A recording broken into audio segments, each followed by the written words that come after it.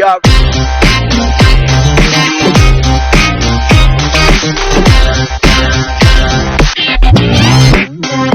So good.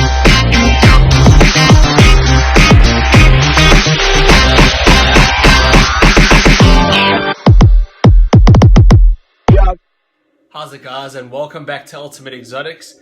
In today's video we're going to be feeding some awesome venomous vipers, which include the eyelash viper, white lip vipers, and some purple mangrove vipers. So we're going to just run through them quick. We've got to get them all fed for this week, and we're just going to show you quickly how we do it. So let's have a look at some of these vipers, and let's show you how we get them fed. Okay, so we're getting ready to feed these vipers. The first thing I just want to say is just a little bit of advice. If you're planning on keeping venomous snakes in a rack system like this, or something similar, there's just a bit of advice I'd like to share. When you open the tubs, with these big vipers, they have a long striking range.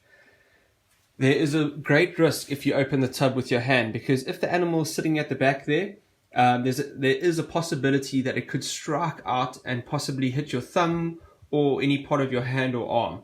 So the one thing that we always make sure we do is we never open our tub over here with our hand. We always use a hook stick to open the tub like that. It keeps our hand at a safe distance, it's far away and safe from any of these vipers possibly tagging us as we're trying to open the cage. If we do open them with our hand, another thing you can do is we open it from the bottom right corner, again keeping our hand far away from the sharp end of these snakes when we open the tub. So that's just a little bit of advice. And then obviously when it comes to feeding, you need a long set of tweezers. We've got the 60 centimeter tweezers here, the Ultimate Exotics ones, and you need these. These are very important. Never underestimate the striking range of these arboreal vipers. So that just keeps your hand right out of striking distance when you're feeding these snakes. So those two tools are very important. Okay, so the first vipers we're going to feed are our golden eyelash vipers. Their scientific name is Bothriechis schlegleri, and you can see these are just such beautiful snakes, and you can see where they get their common name from. First of all, the golden color, that's why it's a golden eyelash viper.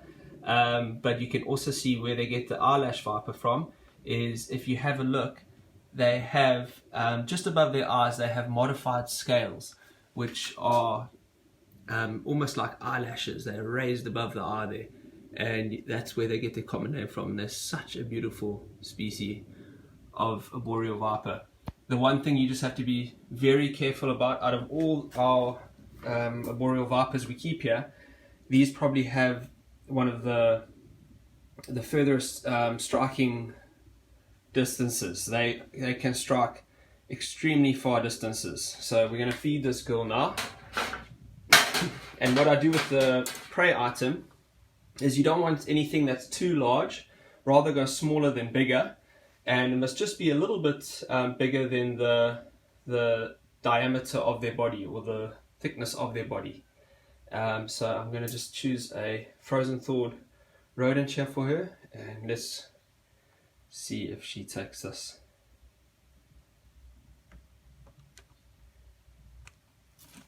Oh, you can just see how far that strike is. She missed that one, but that's okay. Just going to wiggle a little bit and then she will pick it up again.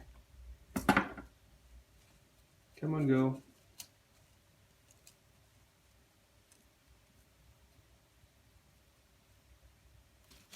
And there we go.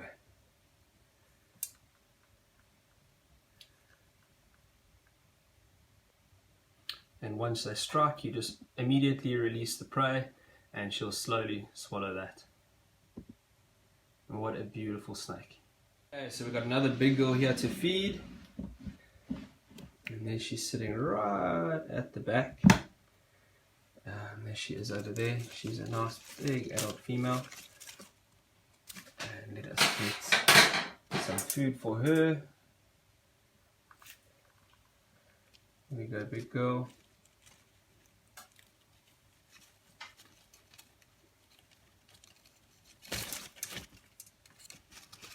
You see how fast that strike is. And there we go. Okay, Now on to one of the next eyelash vipers. This is one of our boys, and one thing you can see here is that eyelash vipers come in a huge variety of different colors. They're not all golden like you saw there, that's just the most well-known one, but they come in a huge variety of colors. As you can see with this boy, he is a pinky brown color, and we need a smaller prey item for him, and there we go, let's feed him.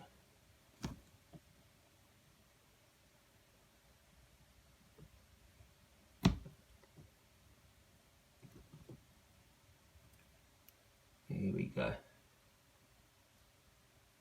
Okay, and then our last eyelash viper in this specific rack, another boy, and he is also right at the back, right near where the heat is. And again, this one, you can see he's green and pink, and also a huge variety of different color. And let's see if he is hungry today. Oh, there you go, straight away.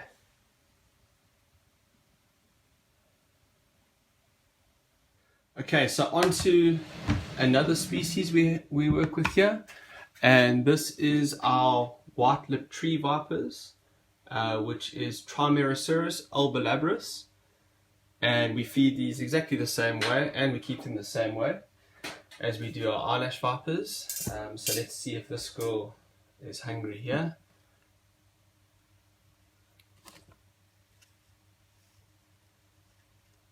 Oh, yeah, she looks hungry. There you go. And she will slowly start swallowing that down. Okay, here we have another white-lipped tree viper. Sometimes they're not always in the position ready to eat. So what we do then is we just take the prey item and we just gently bump the snake on the side, and that normally wakes them up and alerts them.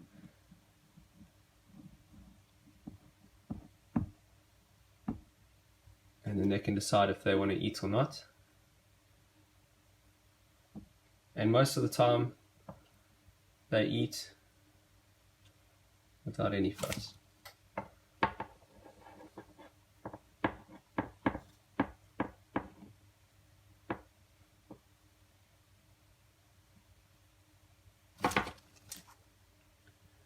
There we go.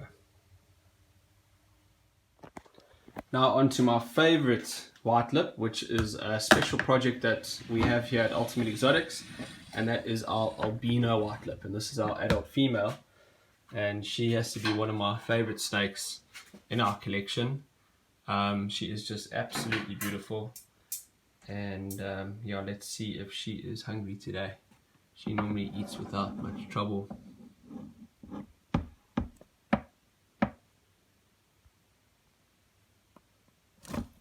There you go.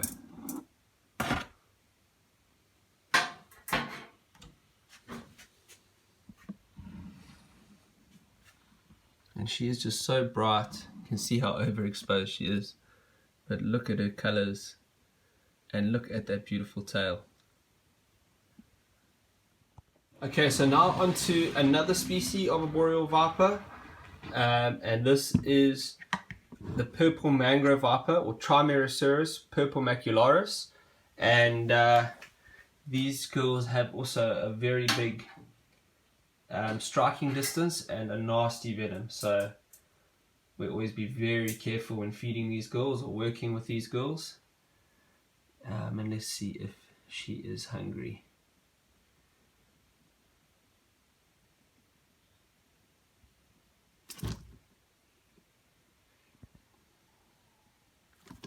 Oh, there we go.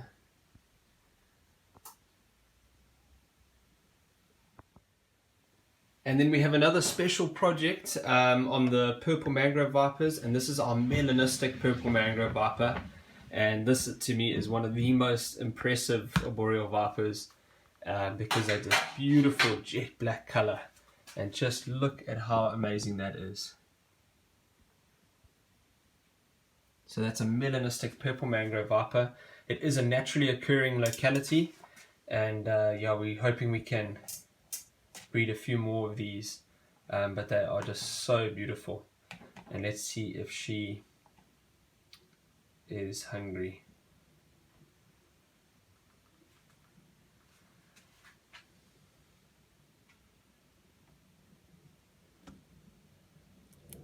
There we go.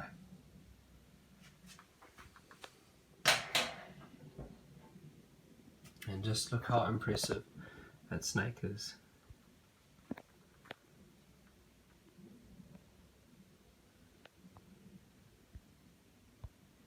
Melanistic purple mangrove viper. Just so beautiful. Okay, so now that we've done the feeding, I thought I'd just quickly show you how we have these racks set up, which work really well for us.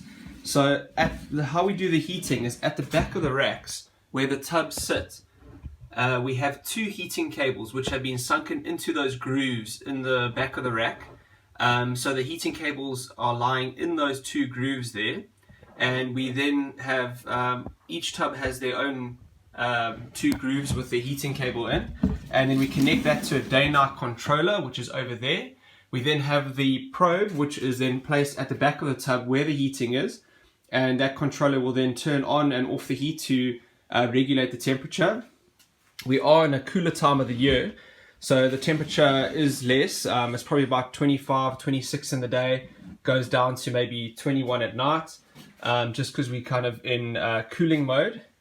So I just want to show you quickly with the temp gun so you can see the gradient that we create with that heat cable. And there you can see it's about 26 degrees at the back there, 25, 26. And then in the front of the cage on the cooler end, you can see it's much cooler at about 21, 22 degrees, which is room temperature currently. So yeah, that works really well for us. And it's a very efficient and effective way of heating these racks for these arboreal vipers. Okay, and a little bit off the topic of arboreal vipers, but we had some mice left over to feed, so I'm going to just quickly feed this beautiful berg adder, which is Bitus atropos, or Bitus atropos, and this is an Mpumalanga locality. And now we're going to just see if she is hungry today.